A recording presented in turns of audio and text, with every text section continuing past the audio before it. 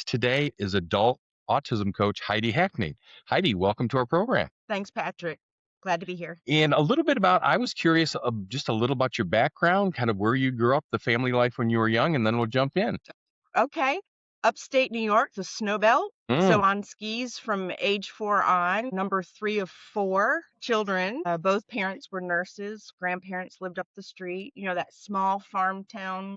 mm. Yeah, that's where And I that's where come we from. Those are my actually, roots. we did it in reverse. We kind of grew up in the city and then moved out to a rural community. So Uh, we did it that way. yeah. Now, what came after high school and what was your path to where you are today? Yeah, a little bit of a crazy path. It was supposed to be international business in Boston, and then I followed my brother to Florida and got a degree in psych and gerontology. Okay. And living in Florida, a gerontology degree was incredibly useful. And then fast forward to got married, moved to Baton Rouge, couldn't find a job, so went to grad school, Mm-hmm. and that's where I discovered human development. So I have a master's in human development, Okay. and again, more the adolescent to the aging end of the spectrum. Sure. Yeah. And what inspired you to become an autistic adult? Well, my family actually. So my main career was clinical research. So I traveled the country monitoring clinical trials and then got into corporate training and such. Okay. When I quit to raise our daughter, we adopted her when she was 9 months old from China. I was a stay-at-home mom and I did a lot in the nonprofit sector and volunteering. And then 12 years into our marriage, we finally had this aha what it was. There was always this it. And I With your figured, husband? yes, with my husband. All right. And I figured out, I came home one day and I said, I said, I think I know what it is. And he said, what? And I said, I think you're on the spectrum. And because we already have 2 nephews that Oh, are, sure. that we knew for many years. And that really rung true to him. And then we began this road to healing. And so once the healing had occurred and I had discovered coaching as a stay-at-home mom, that's Hmm. what I decided to do instead of corporate again. The two just came together. Okay. The life coaching and then all this knowledge around autism and neurodiversity came together beautifully. And there's not a lot of us out there. And so Absolutely. that's what happened. Now, did your husband accept that? Did he get an official diagnosis or more an online diagnosis, or what was that like, his acceptance journey? He accepted it immediately. Like Mm. he Like, tears that's it. came. Like that's it. And he said, "Oh my gosh, that means there's nothing wrong with me." And what he Hmm. meant was because he would do things that would be mean, or Hmm. not very thoughtful. Sure. And I would say, "How could you do that?" And he would be like, "I don't know." And so it answered that question for him. Hmm. That's what he meant. And he meant, "Oh, I mean, I'm not that person that keeps hurting her." Hmm. Then we did pursue a diagnosis. And then after that, we live in Durham, North Carolina. And so we're right in the backyard of Teach at UNC Teach. Okay. And my husband participates in a support group twice a month. Awesome. So he embraced it, and we got to work then. Now, how long have you been married? 24 years. Okay. Well, Teresa and I will be 23 in August. Okay.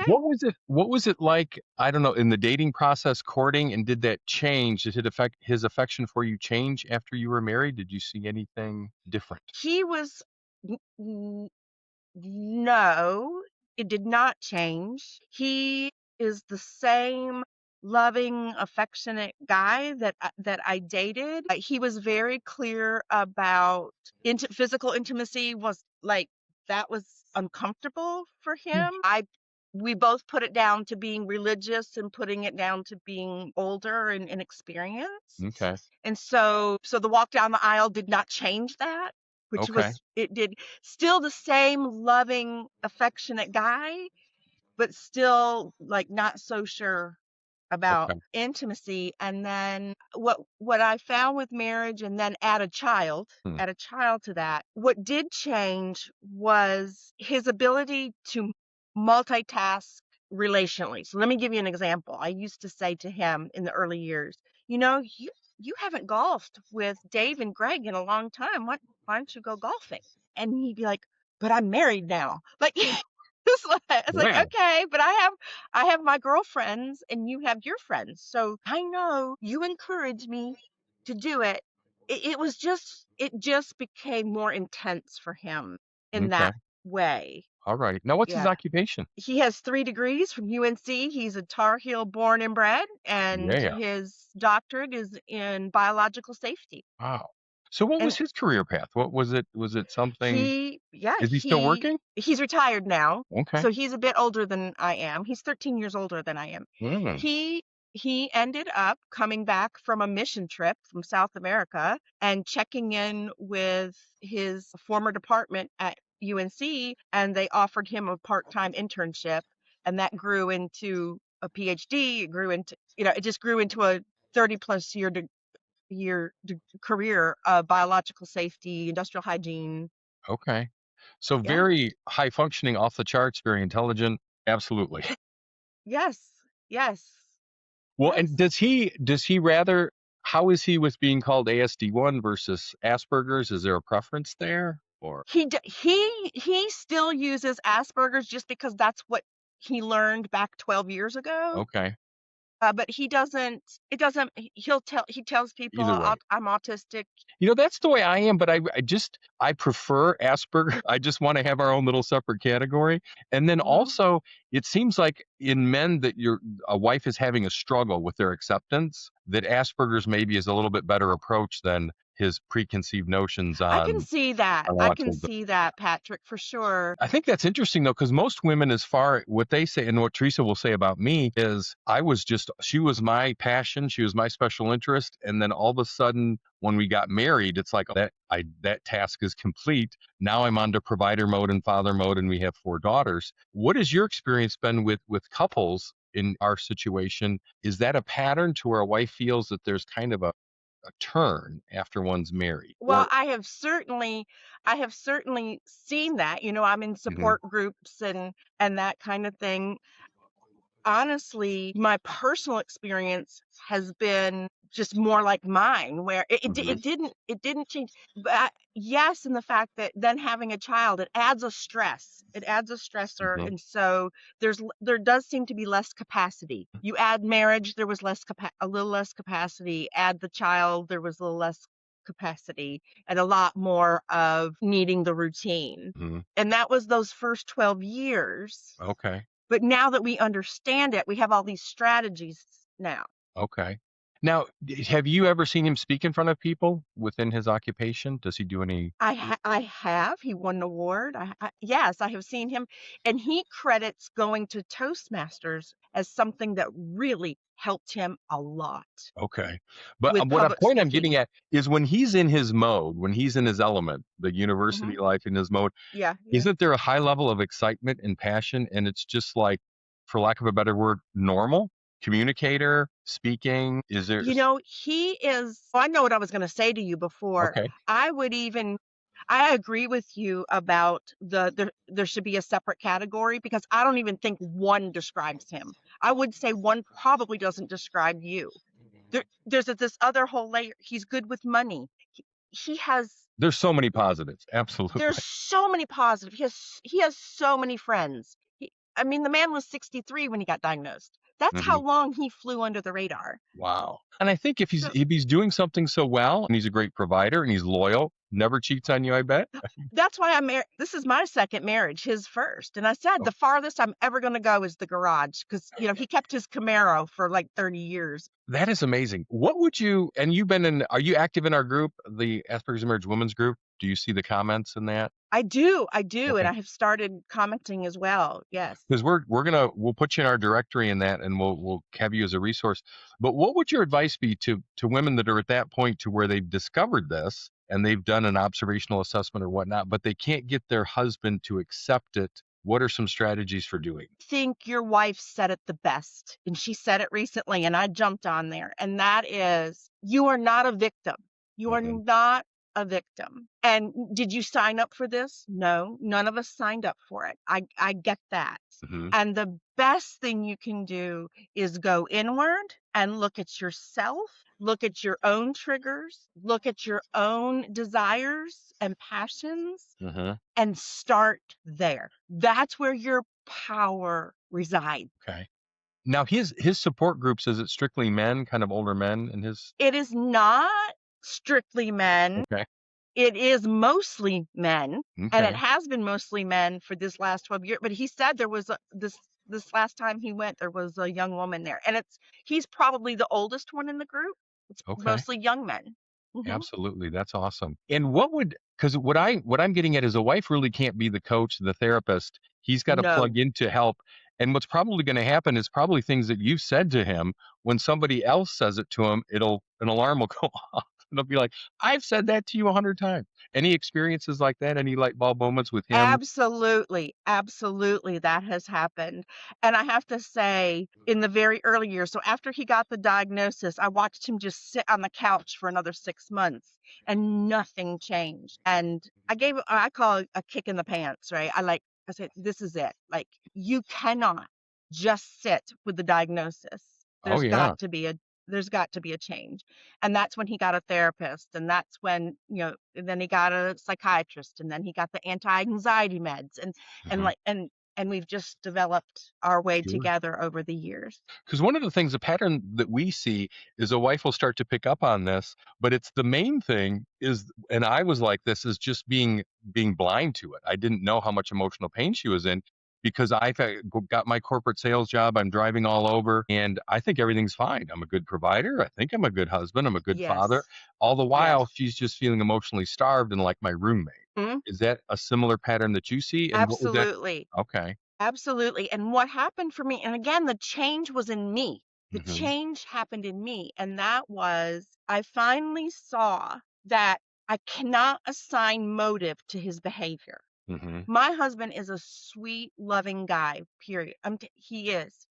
And so I could not assign, he's a jerk, or he's like, I had to believe that the motive was always good and the behavior he was not aware of. And so the conversation changed. I'll give you an example. We're talking. I'm in the kitchen, and I'm talking to him, and he gets a thought, and so he's got to go upstairs to where his office is, right? And so Hmm. he just like walks away, right? Like, and Guilty. Yes. but again, don't assign rude to it. Don't assign. And so I was able to say to him, when you walked away like that, this is what it feels like. And then so I'm not calling him bad, right? I'm not even calling the Hmm. behavior bad. I'm just saying that when he did it in the middle of a conversation, it feels really bad. And then he'd be like, "Ooh," because he didn't even realize he did it, Right. Yes, I can relate right? to that. He didn't realize, and so that was a change for us. What do you think is three primary indicators the wife could look for in her husband? We might have Asperger's here. Indicator behavior patterns, indicators. Think I'll tell you what mine were. Okay. The dead stare. There's a stare. There's a Blank. pause. That was an indication. Now that I know, he's processing. He's processing. When I'll give you another kind of dramatic example, right? This was the aha moment. My father had died, and it was sooner than the hospice nurse said it was. Mm. And so my husband called me and left a message that my dad had died, and then went to his men's group. And I had our 5-year-old. And so I came home to an empty house, but thinking he would have stayed home, Yeah. right? So something like that, when there's such a behavior that's hurtful, and then he had no awareness. He could not tell me why he did that. What When is I an think indication? if you ask most wives in the group, 15 years ago, my wife's brother suddenly died in a car accident, and I did not know what to do. I go into, okay, well, we got to help his kids. We got to plan the funeral. I just went into solution mode, and really, I just should have hugged her. But every wife in the group, I guarantee you, there's one wife that talked about that she was diagnosed with cancer, and he didn't know what to do. Just blank look on his. And then I would say that, like, anything out of their routine. Hmm. He has a routine. Like, for, he's great. He'll go to the grocery store for me any time of the day, 2 times a day, whatever's needed. But I don't ever ask him to buy something he's never bought before. Just don't do it. Just don't do it. My wife takes pictures of the thing, that the exact Or product that take she wants. pictures. Hold on. I'm That's okay. sorry. You're gonna have to cut this out. Okay, I will. Oh my goodness, that's all There we right. go. Yeah, your wife takes pictures. Yes, I do that too. And she gets, and I'm like, and especially if I order food, if I order something from Chipotle or a restaurant, give me a list of exactly what you want on it Yeah. or Yes, else. So that's an indicator. Yes. absolutely. And the other thing I want to talk to you about is wives. What we try to do when we have our support groups and we coach couples is just daily affection and intimacy. One of the things, and I tell this story where my wife has her private practice. She's a therapist in Ohio, and she has her lunch scheduled every day at noon, and I try to prepare her something, and I prepare it just right. But what I had to learn is I have to sit there with her and eat lunch with her, put my phone down, look into her eyes. Any interesting clients today? I just went into task mode. I'm going to fix your chicken just the way you want it, and then either leave or sit there and scroll on my phone. But just little things like that, I can, once I realize it, I'm like, okay, I'll do that. But it's just something that men like me have to be reminded about that. Any stories like that? Do. And so my husband and I we have like a cue now, and it's people first. If I say people first, then he knows he's been in his world Mm-hmm. and he needs to reconnect. And I'll give you an example. One day, my daughter and I were out in our backyard. We had a bonfire going.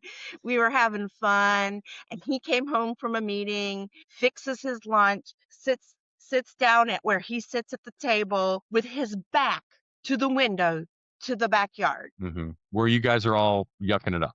And we're out there having, and so I peek in the door and I say, people first. And he's like, he grins and I said, you can eat your lunch out by the fire with us. Oh, yes. And that's you've got a very fun, playful way of doing that, because some wives can say, "Get your behind out here." Well, And the first 12 years was like that. okay, That's what I'm saying. The yeah, conversation changed, Patrick. hmm, It really did. sure. He could watch football and I would just like go, the meltdowns on my part. We're at a bed and breakfast. This is supposed to be a romantic weekend and he's watching football. Yeah, that Well, happened and too. I'm in North crying. I'm Carolina, crying in the bathroom. Yes, those mm, things happen too. Yes. in North Carolina basketball has got to be in his Well, now veins. we bonded over that. Our Exactly. first date, Now you're our talking a first date, spiritual experience. our first date was a UNC basketball game. Oh my gosh, that is wild. What other things? Because I think that, so we see that a wife discovers, okay, you're onto this, it's that, there's a transition. But sometimes a wife 20 or 30 years into a marriage discovers this, okay, my husband has a neurological condition and she is just so exhausted. Now you want me to do more? And it's like what I tell my guys is, we got to find the littlest things can be the biggest impact on your wife. Simple little routine changes that you can do, a hug, massage your feet, something to where she can kind of I reset. think I would reword that. Okay. We're not asking her to do more. We're asking her to do different. Okay. We're asking her to do different, but we're asking him too. And I think I tell him when I see effort means a lot. Forget results. I'm not talking about results, He's trying. but effort is huge. Hmm. Well, and that's what we try to, if a guy is trying and he's willing to get help and he recognizes this, that goes a long way. And then consistency. And isn't And it a balance between not trying to do too much and just getting doable goals? Like, what would you say changed with him? Any little doable routines that he's incorporated to help affection, intimacy throughout your day? well, here's the trick for us. So, because I practice 12-step myself, so we Okay. used a little 12-step stuff. In the early years, after I gave him the kick in the butt Hmm. and he got help, he would journal every day an autism moment. It might be something with me, but it might not be.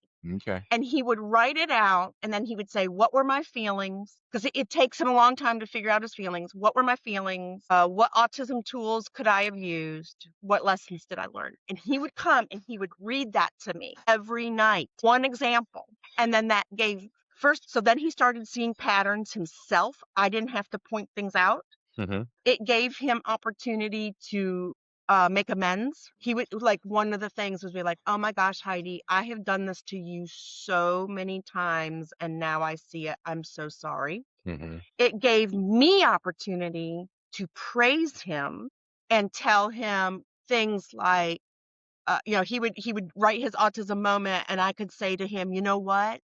I would have reacted the same way. Mm. That wasn't even autism. I would have reacted the same way, right? And so it gave us opportunity. And we did that every night for at least a year, well into year 2. Now, 12 years later, we don't do that as much anymore, but we still fall back on that as a rule, as a Mhm. tool when Okay. there's a thing that we Oh, need sure. to Well, and a work thing out. can be a disagreement about something. Before, I used to have a problem with meltdowns and just the back and forth because my wife is very smart and very intellectual, and we would just get into ferocious fights.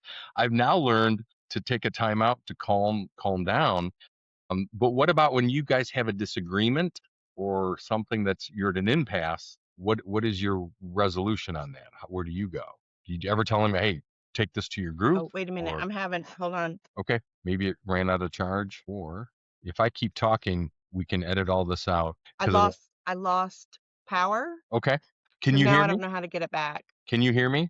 Can you hear me or no? If you want to just cut off your Wi-Fi, or not your Wi-Fi, your Bluetooth. There we You tell, go. Yeah, I lost it. I lost it. Okay. okay. Is this okay? Are you able to hear me? Yes, Okay.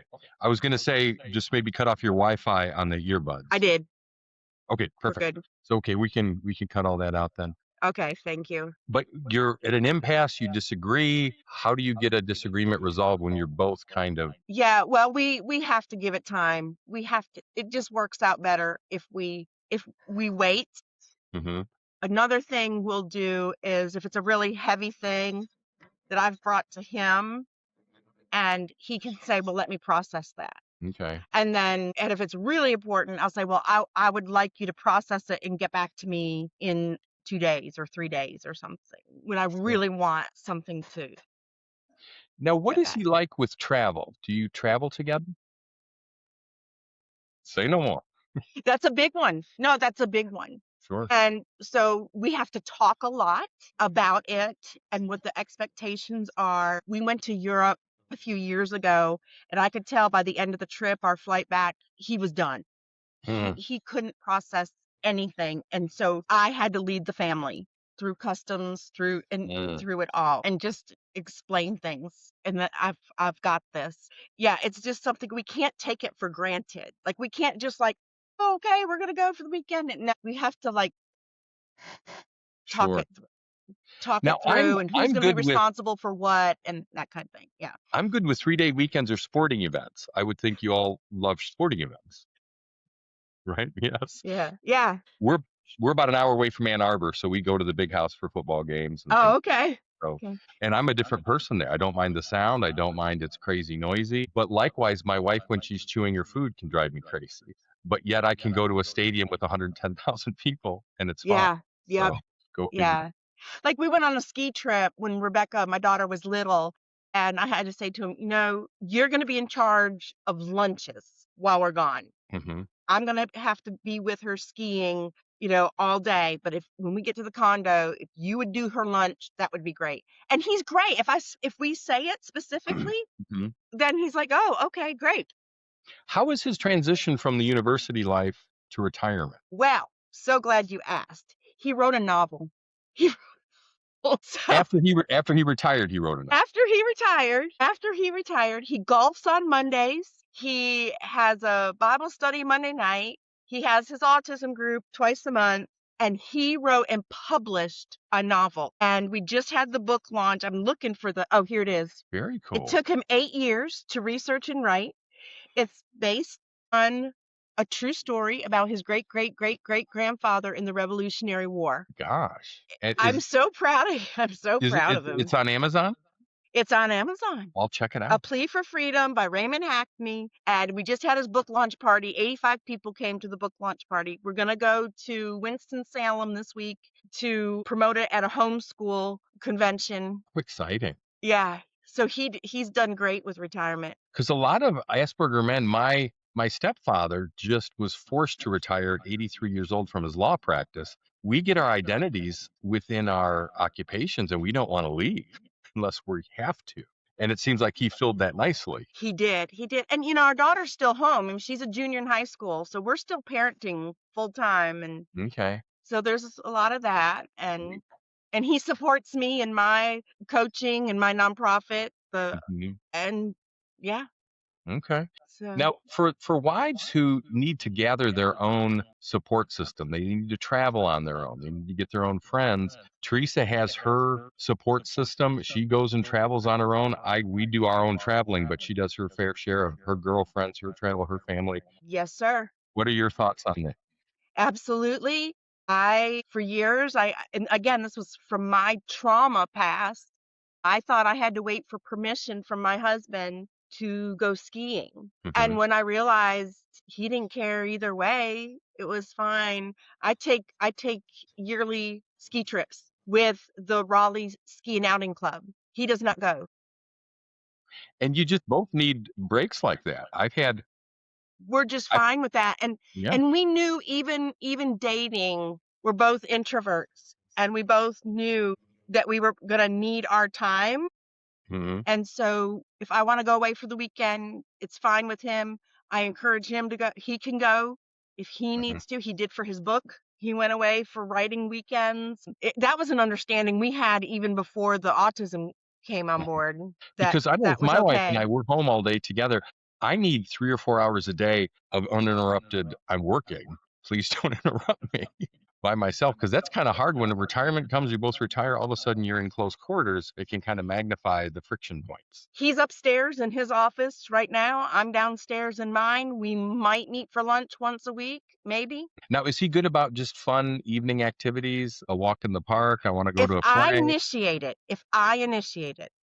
Yeah. Because that's the Yeah, one thing we help that's our guys suggest is just kind of keep an eye for local events, little events in the park, artsy stuff or whatever. Just a couple hours out to where, wow, you thought of something. Who knows? Orchestra in the park. My wife loves that every summer. So yes. one of the things you said about kicking the butt, and that's where in our group we find women that there's a certain amount of relief. They know what they're dealing with now, but it's almost like you don't want to get too comfortable and too accepting of it. How do you keep that balance with, yes, I'm comfortable, at the same time not getting to the point where you have to say to your husband, you've got to get help or we're getting a divorce? What's the kick in the butt look like that's short of you get help or I'm leaving? Well, that's about what I said. Okay. I mean, yeah, yeah. I Wow. mean, it's like it cannot continue. It cannot continue.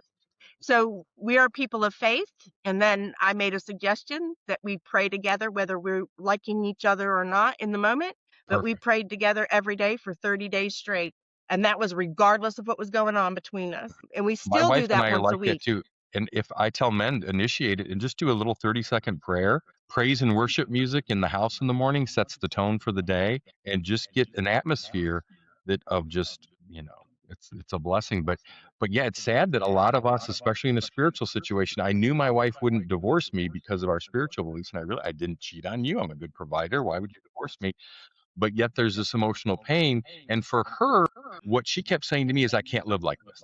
I can't live like, I just can't live like this. And interpreted that as divorce, but she didn't. But we just see a lot of wives that are to that point to where they have to get there. You got to do something or else, and the husband has to get help. Think too, and for me, what was pivotal for me was getting IFS therapy, which is internal family systems.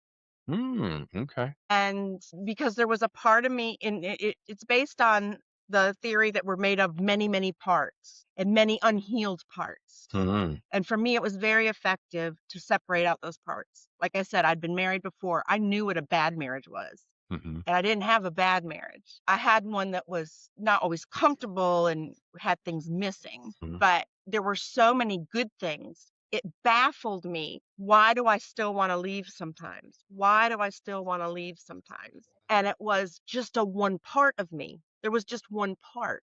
Hmm. And this is where my husband is so good. So I'd been in this therapy for about 2 years. And I said to him one day, I said, this week has been so hard that part she wanted to move out 3 different times this week. And he said, tell her I don't blame her. It was like we were both able to see it was just a part, and that part needed to be seen and healed. Okay. And that's where he's really good. Sure. Now, do you ever talk with couples together? Does he ever get involved in your coaching at all, where you meet with? He has not. It came close one time, but because I have, like I said, I have full permission to share whatever's Okay. appropriate and timely and helpful. but he has not, no. I think that'd be great. We need more couples doing this together to where a guy can relate to a guy. Because when we get together as a team, the guys are like, it's about time someone's on my side. And I'm like, well, there's a balance here, but Yeah, anyway. yeah, yeah.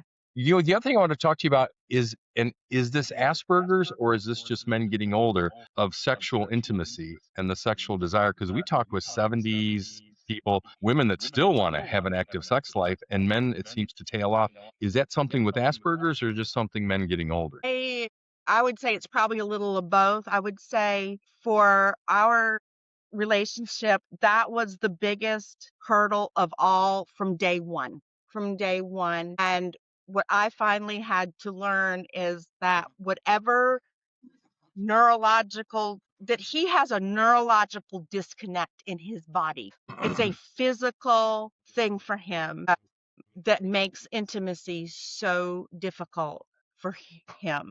Hmm. And so yes, we're experiencing he's in his 70s now, and so it's even harder for him to Hmm. get he always had a hard time getting in touch with that part of himself Hmm. and then expressing it. Yeah, that was the biggest challenge. We got along. It was like I even said this to myself.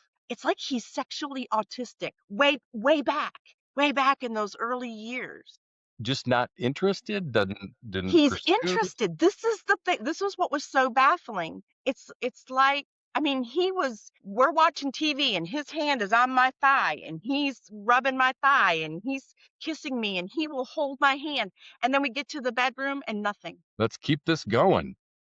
Yeah, yeah, and and I would be like, it was so confusing, and it's like he never developed beyond like age 13 or something. Like really lost in the but you Now, figure do you get in? it's multitasking he Sure. can't do. It's reading subtle cues, has Now, trouble doing. can that be, are you successful with coaching that, not just affection intimacy, but sexual intimacy? Have you had success with getting the ball rolling with couples in your practice with that?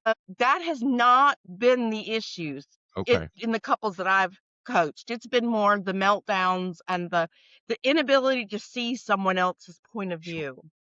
Okay. That's been the Because we're starting to get into sexual intimacy and just things that we do. Massage, get some nice body massage, take a shower with your wife, and just try to get that going. And one of the things that a wife will say is, yes, he does all that. Yes, seems to get aroused, but it seems like he's just doing it because he's being told to. It's like a task. And, even with the help of a massager or whatever. But it's like, if a man's willing to do that, to a certain point, maybe a wife has to say, it might be a little robotic. that's what I have heard over and over and over.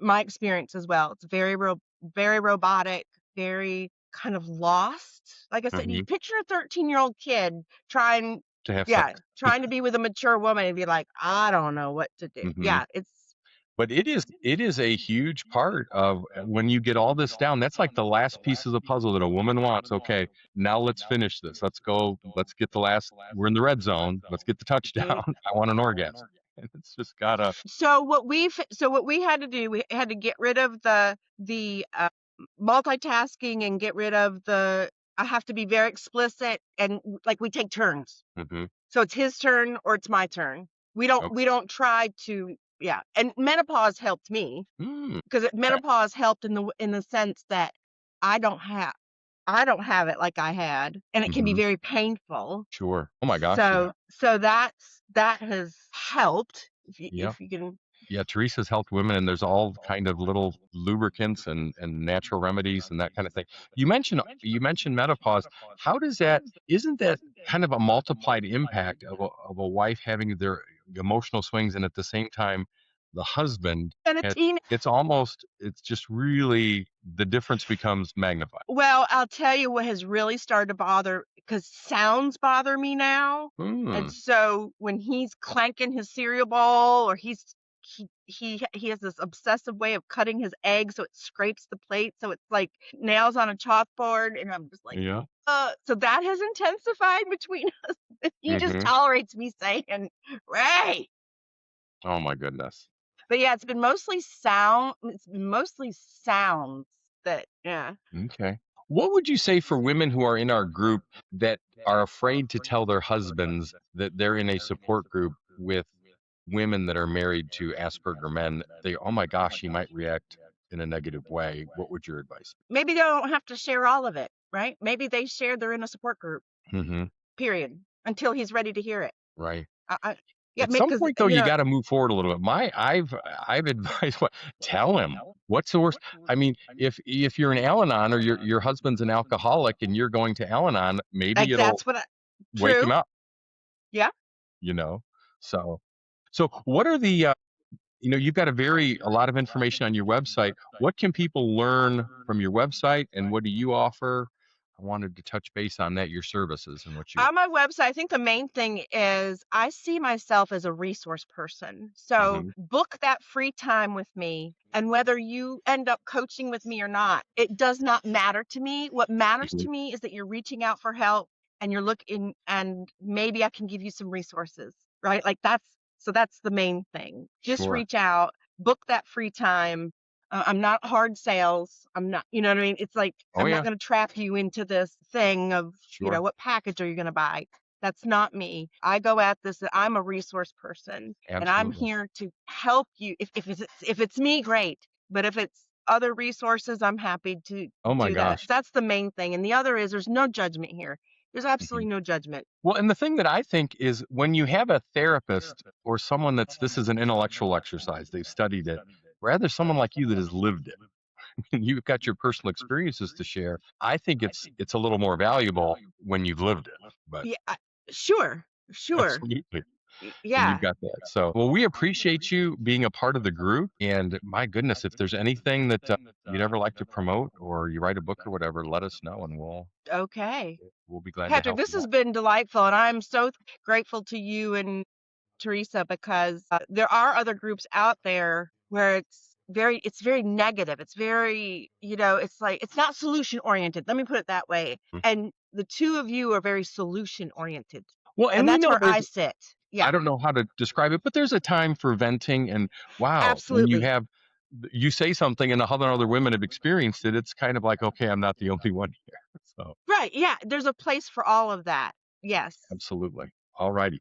Well, when I post this, we will we'll put your link in the comments, and if people want to contact you, you've got a free consultation. So we just appreciate you being part of the group, and thank you so much Yeah. for all you do. Thank you so much. Take care. All righty. Bye.